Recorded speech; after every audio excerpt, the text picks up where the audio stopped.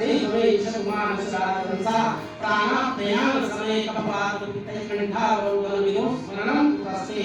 मैं चाहती हूँ कि आज ही मुझे अपनी दासी बना लो, अपनी सेविका बना लो, मैं नित्य निरंतर तुम्हारे चरण कमलों का ध्यान करती रहूं। बाद में कोई भरोसा नहीं शरीर का रहता भी है कि नहीं रहता है। अगर रह भी गया तो ये कंठा गुरु हो जाएगा, कमर टेढ़ी हो जाएगी, पैर चलना बंद कर देंगे, तो फिर तब आपका स्मरण नहीं हो पाएगा। आज ही मुझे अपनी भक्ति का दान दीजिए। भगवान ने कहा तथास्तु। भगवान प्रसन्न हुए। अब भगवान ने पुनः कहा अब तो ठीक है, अब मैं जाऊं। अब यहाँ महाराज युधिष्ठिर खड़े हो गए। नहीं नहीं नहीं, आप नहीं जा सकते हैं। अभी अभी तो आपकी कृपा से, आपके आशीर्वाद से मुझे जयश्री मिली है। मैं तो जंगलों में भटकता रहा। मुझे शासन अनुशासन कैसा करना है, राजकाज कैसा चलाना है, मुझे शिक्षा दीजिए। भगवान ने युधिष्ठिर को शिक्षा प्रदान करने के लिए, क्योंकि भगवान स्वयं शिक्षा दे सकते थे, लेकिन नहीं, भगवान ने उपाय ढूंढा कि ये पांडव तो मुझे भगवान मानते ही नहीं, क्योंकि मैं इनके साथ नहीं रहूं। और जब मैं इनके साथ नहीं रहूं तो इनका तो सखा भाव है, मित्र भाव है, ये मेरे से हंसी भी करते, मजाक भी करते। अगर मैं इनको कुछ उपदेश करूं, धर्म की बात बताऊं तो ये मानेंगे।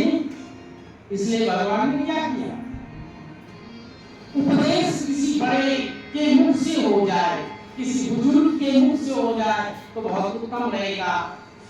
तो भगवान एक साथ अनेक काम करते हैं।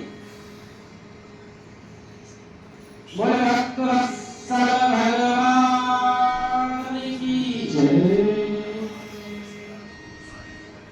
भगवान इधर युधिष्ठिर को ज्ञान देना चाहते, धर्म कर्म बताना चाहते, और उधर अपने अनन्य भक्त भीष्म पिता पर कृपा करना चाहते, क्योंकि भीष्म यहाँ सरसिया पर भगवान की प्रतीक्षा कर रहे। आज भगवान पांडवों को लेकर भीष्म पिता के सम्मुख गए और निवेदन किया, हे पितामह, आपका पौत्र युधिष्ठिर राजा बन गया, महाराजा बन गया। इस पुत्र को राजनीति कैसी होती है, राजकाज कैसे चलाना चाहिए, राजनीति में अगर धर्म नीति ना हो तो राजनीति बर्बाद कर देती है, और धर्म नीति में अगर राजनीति हो तो सब कुछ बर्बाद हो जाता है। ध्यान दें, महत्व की बात। राजनीति में अगर धर्म नीति है तो जीवन सफल हो जाएगा, समाज आनंदित हो जाएगा, कल्याण हो जाएगा। लेकिन अगर धर्म नीति में अगर राजनीति है तो हमें कोई नहीं बचा सकता, कोई नहीं। इसलिए आज भीष्म पिता के मुखारविंद से भगवान पांडवों को धर्म नीति का, राजनीति का ज्ञान देने लगे। भीष्म पितामह ने बड़ा उत्तम ज्ञान दिया।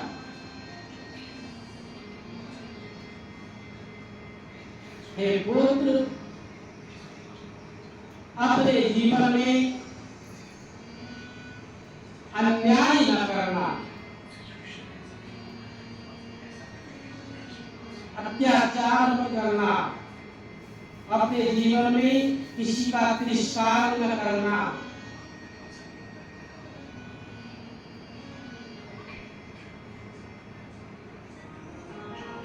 जो धर्म नीति करता है, प्रियंजों की सहायता, उसके पशु और पक्षी की सहायता करते हैं, उसकी मदद करते हैं, अरंधाम गच्छन्ति सोदरोपि विमुच्यते।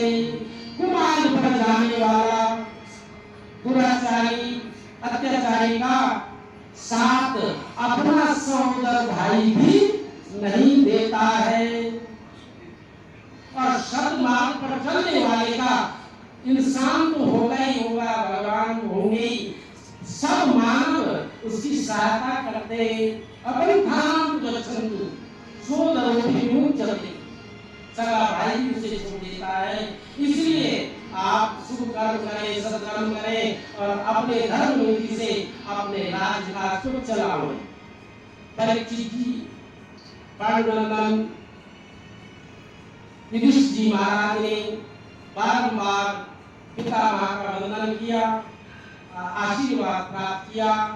इधर अब सदैव देवो भगवान प्रतीक्षमाम कलेवरं यावदिदो विनोम्यं प्रसन्नहासा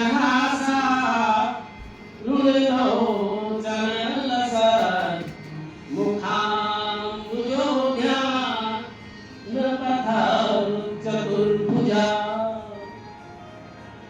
अब पितामह भीष्म अपने ध्यान को एकाग्र करके, अपने मन को एकाग्र करके और चतुर्भुज नारायण भगवान कृष्ण का दर्शन करने लगे। और भगवान अंतर्यामी है, भगवान समझ गए अब पितामह जीवित रहना नहीं चाहते और ये शरीर छोड़ना चाहते हैं। जब भी विश्व पितामह को इच्छा मृत्यु का वरदान जब चाहे आप पितामह भगवान का दर्शन करते हुए, भगवान का मन ही मन भजन करते हुए, स्मरण करते हुए और भक्त ने भगवान की बात को समझा, भगवान ने भक्त की बात को समझा और दोनों का एकाकार हो गया। आत्मा और परमात्मा का मिलन हो गया और सहजता से भगवान गोविंद मेरी यह प्रार्थना है, भूलूं न मैं नाम कभी तुम्हारा, निष्काम होके दिन रात गाऊं गोविंद गाऊं धर्मार्थ की।